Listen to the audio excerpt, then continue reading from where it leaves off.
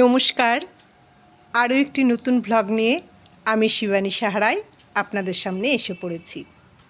ঘুম থেকে উঠে সঙ্গে সঙ্গে পুরো বিছানাটা তুলি না, শুধুমাত্র মশারিটাই খুলে রাখি। বাকিটা শরীরচর্চা সেরে তারপরে করি, নইলে জানেন অনেকটা দেরি হয়ে যায়।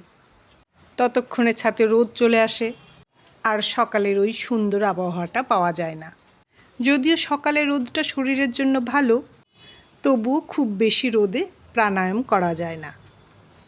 তাই সমস্ত শরীরচর্চা সেরে তারপর ঘরের কাজে লাগি। আজ পুজো করার সময় রাধা গোবিন্দের সমস্ত গয়না খুলে সেগুলো পরিষ্কার করে আবার নতুন করে পরিয়ে দিলাম। পরিষ্কার করার সময় আমি একটা তুলি ব্যবহার করি, তারপর একটা ভিজে কাপড় দিয়ে মুছে দিই। কিছুদিন পর পর গয়নাগুলো একটু ধুয়েও দিই, নইলে জানেন কেমন পুরনো পুরনো লাগে। রাধা গোবিন্দের জানেন অনেকগুলো কালারের মুকুট রেখেছি, কয়েকদিন পর পর পাল্টে পাল্টে পরাই। পুজো সেরে খাওয়া দাওয়া করে রেডি হয়ে নিলাম। রেডি হওয়ার পর দেখছি জামা কাপড়গুলো মেলতেই ভুলে গেছি। হাতে আর সময় নেই, এক্ষুনি বেরিয়ে পড়তে হবে।